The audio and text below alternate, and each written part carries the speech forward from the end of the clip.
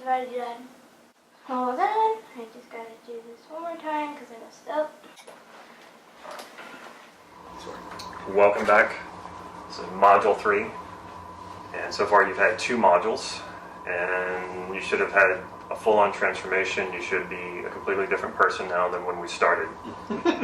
Is everybody on board with that? Everybody there? Yeah. Well, you should be noticing things that are different. Some more so than others. Some people more so than others. What are you noticing in communication? When you're communicating, when you're listening to other people communicate, or the nonverbal communication, are you noticing anything different? Yeah. Yeah. Sure. Sure. So there'll be sort of an observer. I'll find myself acting more as an observer, and realizing certain language patterns are going on. Okay. Any deeper insight into the communication, like what the communication means? What is coming across that maybe would have been unconscious for you before, but now you're picking up? Have you noticed anything like that? Oh, sure. Yeah. Just picking up in emotional states, and also when people are dissociating from something, like it's getting too hot to handle. Okay. Anybody else have experiences like this they want to share? Yeah. Sure.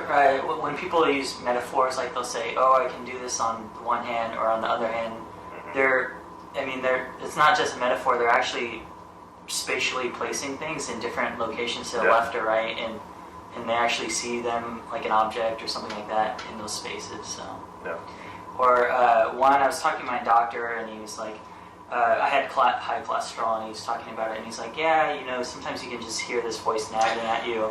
And it was, and he was, doing that on this side, and it was probably like he was hearing his parents' voice nagging at him to do something when he was a child, and so things like that I started to pick up on.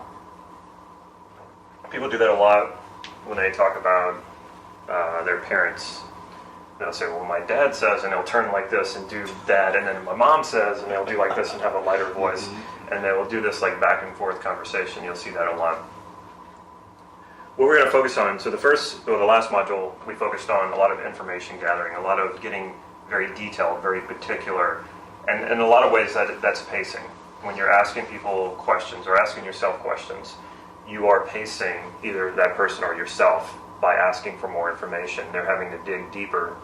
It also makes the person feel like they're in rapport with you a lot of times, unless you're asking questions, or if you're coming from a place of being like you're interrogating them, then they might not like that and you'll break rapport. Or if you're asking them questions about something they're very uncomfortable with, then of course you'll break rapport. But a lot of times people do want to talk about themselves, and they do want to talk more about, or get more detailed, and they like answering questions about maybe assumptions that they make, and then you're asking them a little bit more information about what that assumption is based on. So now they get to tell you why they think the way that they think, and a lot of people really enjoy doing that. Again, if it's a really sensitive topic and they don't know you very well, they may push back a little bit and resist. If you see that happening, well, be attentive to when that is happening, and when you notice it, then you step back and maybe pace a little bit more, and don't push so much. Step back and listen to them a little bit, gain that rapport again, and then go forward. What we're going to learn now is how to, now that you've learned how to gather a lot of information, this weekend is going to be more about how do you then communicate in such a way that you can lead people where you want them to go. You can be more persuasive.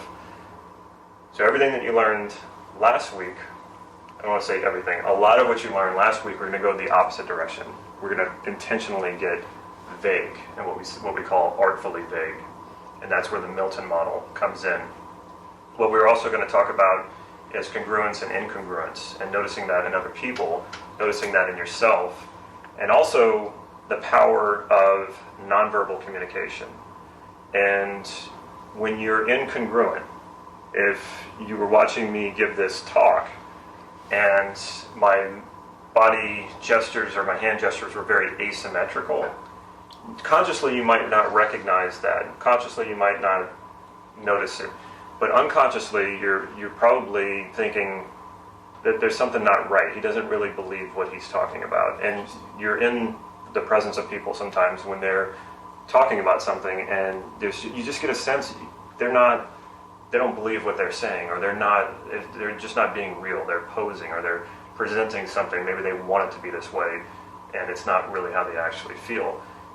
Have you ever tapped into why you might be feeling that? I mean, sometimes it's obvious. You can just say, okay, that person's full of shit. They're lying. That's, it's unbelievable what they're saying. But sometimes you just get that feeling, right? Yeah, body language. Body language. Yeah, facial expression. Exactly.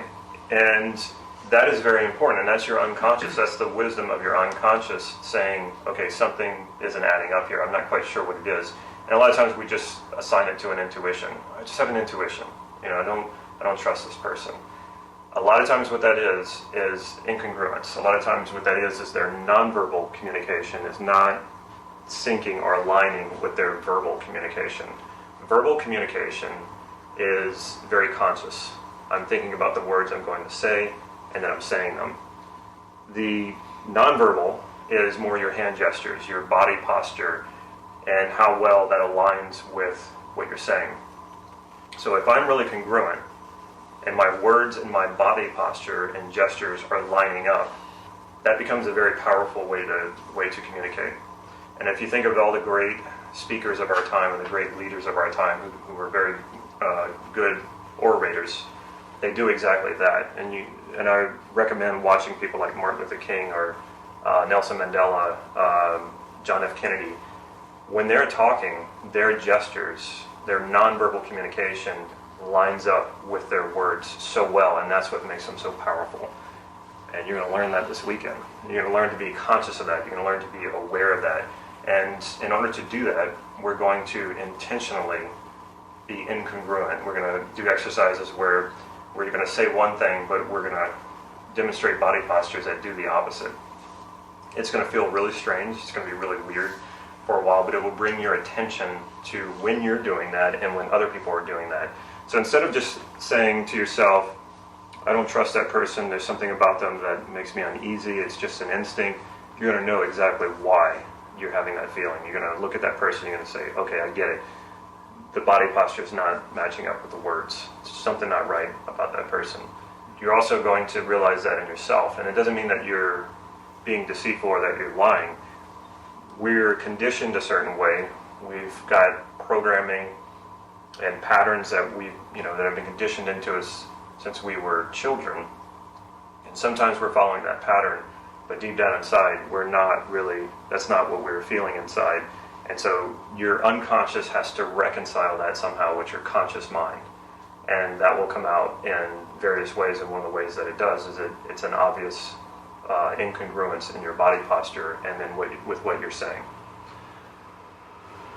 So we're going to learn the Milton model, and we're also going to learn about incongruence. We're also going to learn about integrating conflicts. And you were saying, like, on the one hand this and on the one hand that. Now sometimes people are just talking about distinctions and who they are and distinctions in a situation. But sometimes you're going to see people talk about on the one hand this and the one hand that. On the one hand I want to do this, but on the other hand I want to do that. And they're going to feel like they're in conflict, like they're being pulled between two sides. And you can sometimes see that tension in somebody's body, that you can tell. You get they have that feeling of being pulled. And then you can listen to their words, and you might hear words like that, like being pulled and strained and pulled apart or two different directions. The words will fit with what they're feeling in that sense, but a lot of times what they're trying to explain is more about what they would prefer to feel or what they think they should feel. I guess we're going to get started with this too, huh? We'll see how that goes. Check out my website, nlp-gym.com. Follow me on Facebook for real-time updates on upcoming workshops and other events that I'm hosting. If you liked this video, please click like right down here and leave me a message or a comment. I will follow up with you. Also, remember to click the subscribe button and click the bell so that you can get notifications when I put new videos out. Take care.